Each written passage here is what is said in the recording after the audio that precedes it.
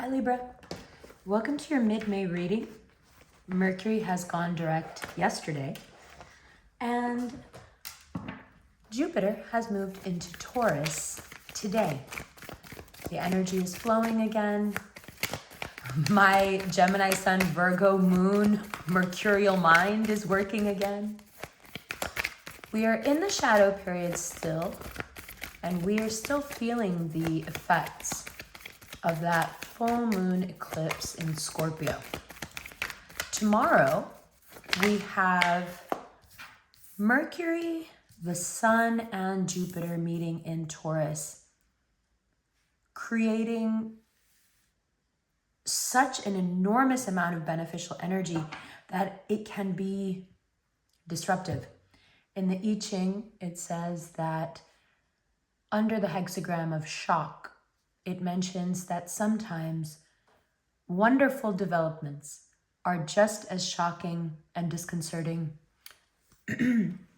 as terrible things. So when we look at the tower here, we don't want to assume that this is the sky falling down on us. We are basing our understanding of the tower on the cards that are already here. And what we see first off here is that Knight of Cups. So you have some dream that you've put a lot into. You started off humble and small with it. You created quite a lot. This could be an emotional accomplishment, financial. It's something that you built yourself up to. You did a great job and you put a lot of yourself into it. Emotionally, but also, there's a lot of hope involved, right? So it's about your self-esteem, it's about confidence, it's about optimism. And when an illusion that you have poured, let's say, everything into, because you need to believe it, when that illusion starts to crumble, if we look at it from an outside perspective, we know that this is very good because we shouldn't live under an illusion, right? We should live in the truth. So externally, someone looking in on your situation would say, okay, this is really good because you can finally, wake up to this reality. Like, this is not what you think it is. But to you personally, it's destructive because this illusion or dream falling apart, it's public for you somehow. Like you can't shake the fact that whatever this disillusionment, failure, whatever it is, it's out there for everybody to see. That adds an element, that you hate. Like, why am I being exposed like this, right? Much of this has to do with relationships, and it has to do with love. There's lots of arguments that can come up about infidelity. We have to remember that the Lover's card is also a card of infidelity. It can be. Maybe you thought something was over, it was never going to happen again, and now you're like, wait, are you doing this again? It could be that, like old infidelities that are being triggered by some new behavior. Or it's just, the lunar eclipse triggered that pain and you're still living through it.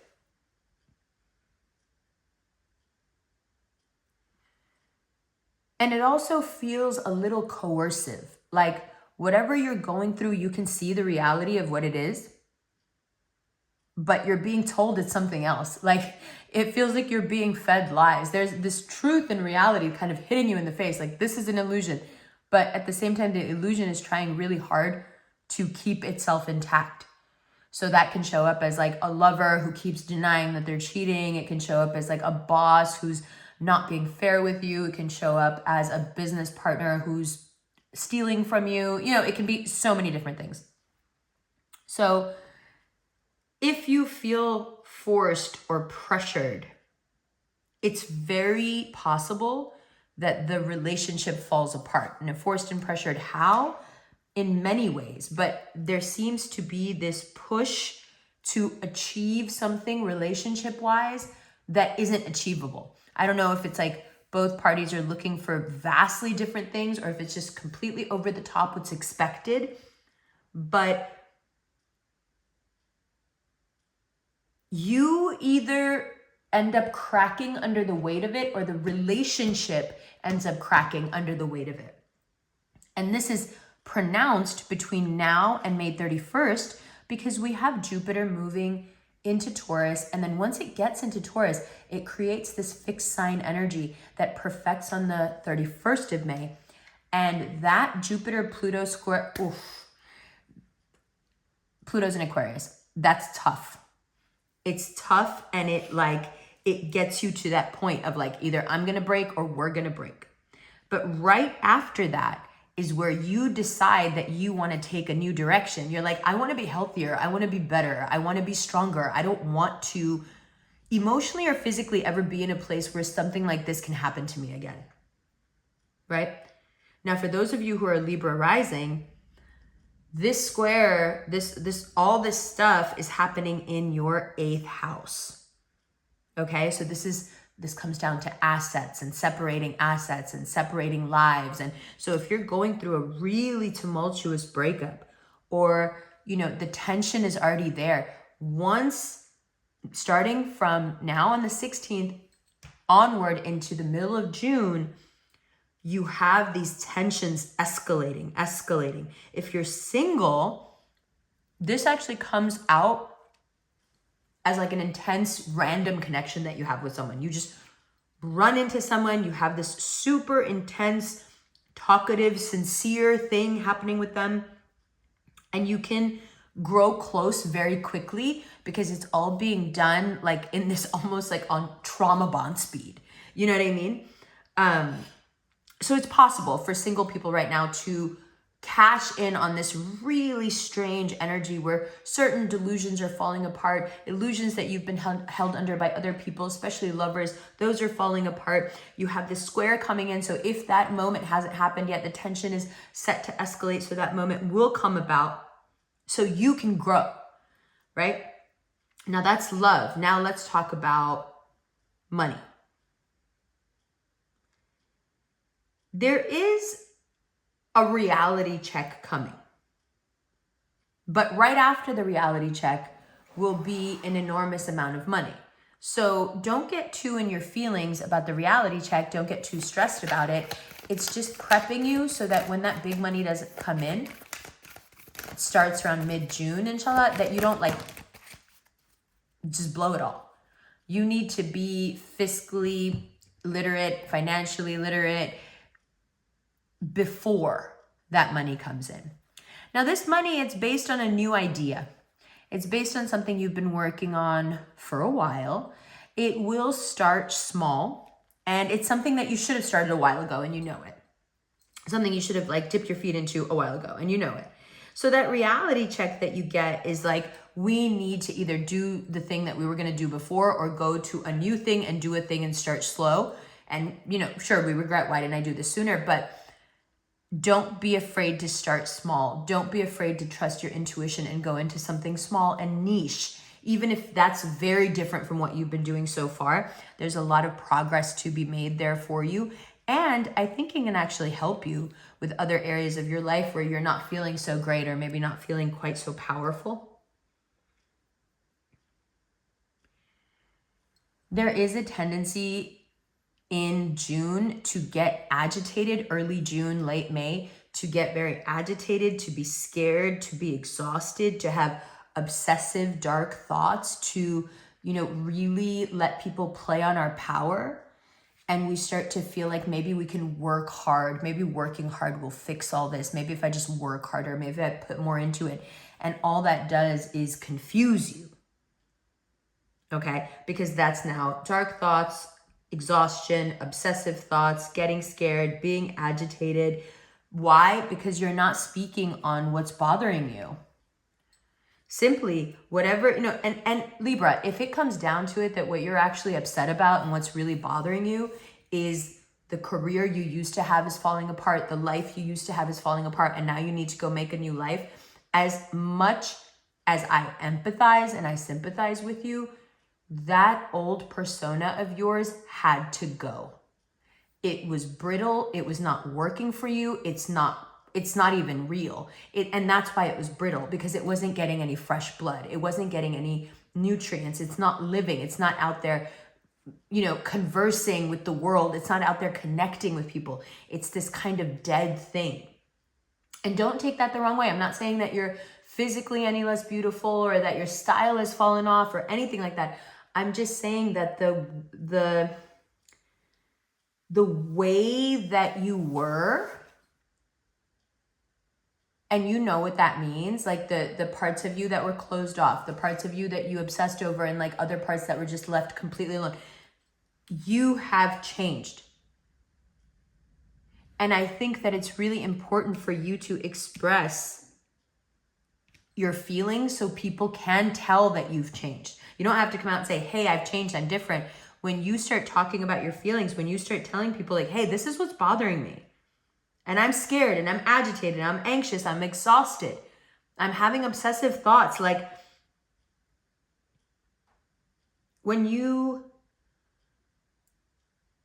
are honest about what's going on with you, I think that it's easier to call love and money into your life. I think it's easier when you're humble and honest to attract what you want and not attract the terrible, company that comes with having abundance, all those insects that kind of fly towards the light, right?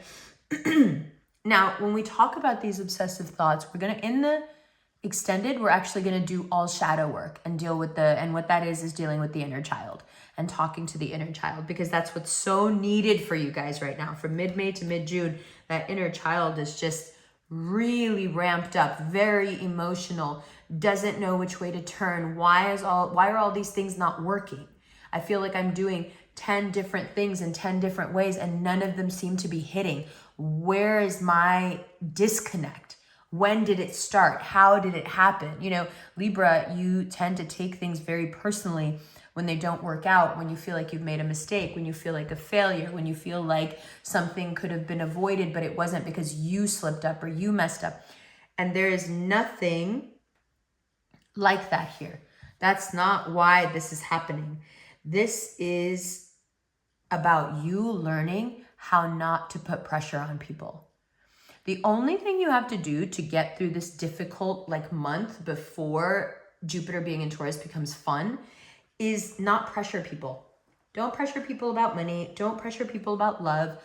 And if you're truly, truly worried about some past infidelity and you really can't let it go and you're dying to ask this person if they're, messing around on you again, I'm going to go ahead and say I think you already know that. Putting pressure on that person isn't going to make them tell you the truth. It isn't going to fix them. It isn't going to change them. So you can decide if you would like to break yourself or break the relationship. You decide if you want to pressure people into lying to you, pressure people into, saying and promising they're going to do things they can't do. You decide that. The big money, the rizq you have written, the abundance you have written for you, all that, that's written. That's coming to you. You can make more out of it if you want to, but you don't have to chase that either. So you don't have to chase the money and you don't have to pressure people to give you money or to do business with you or to give you love or be in a relationship with you. If what you're doing from mid-May to mid-June is just not pressuring people, including yourself, which will keep you from getting scared, it'll keep you from getting agitated, that's huge. And I'll tell you what, you're probably scared, agitated, exhausted, having obsessive thoughts because you're bullying the fuck out of yourself. Right? Because you're not allowed to do anything wrong. You're not allowed to have fun like this. you're supposed to have certain things all together all the time because that's who you are. And these next few weeks throws a wrench in that. It's not just a new phase for your profession. It's not just a new phase for your health, even. For your health, if there's anything at all that's still bothering you, that hasn't cleared up, it's time to go see someone. It's time to either go to City MD, go to the doctor, go to a hospital, go to a specialist, but don't let it go. Don't just like keep ignoring it. Don't, because it's a slight problem that could turn into something worse. And that's the advice for everybody this month. So don't take it too personal either. But it is time to get healthy. It's time to get healthy and stay healthy because it's what you need to do and where you need to be before you can continue on this road that you're on. You know this yourself. You feel it yourself. Like, I need a reset. I need to do some like, you know, intense something. And you can and you will. And you can and you will. And I wouldn't be surprised if in this process of dreams falling apart and disillusionment and intense connections and big money and exhaustion, I wouldn't be surprised if you meet somebody who is out of this world and just very different from everyone you know, very different from everything you know. And you could be very, very attracted to this person. And Jupiter in Taurus will definitely help you with that. There's a huge sexual, sensual element to this union. And it's kind of flanked by all these lovely, sweet, mysterious love cards. You know, not mysterious, but like, it's like this world that we can't get into, right?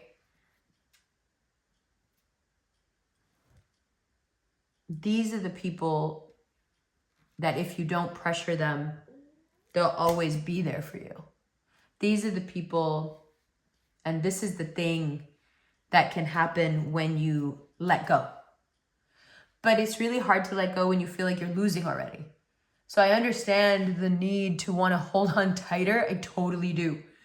But I don't think that's what's most important right now.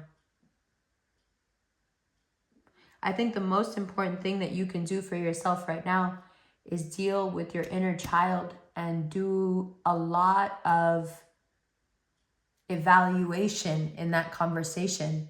Figure out, suss out how that child really feels about themselves, about the world. How safe do they feel? How secure do they feel? How happy are they?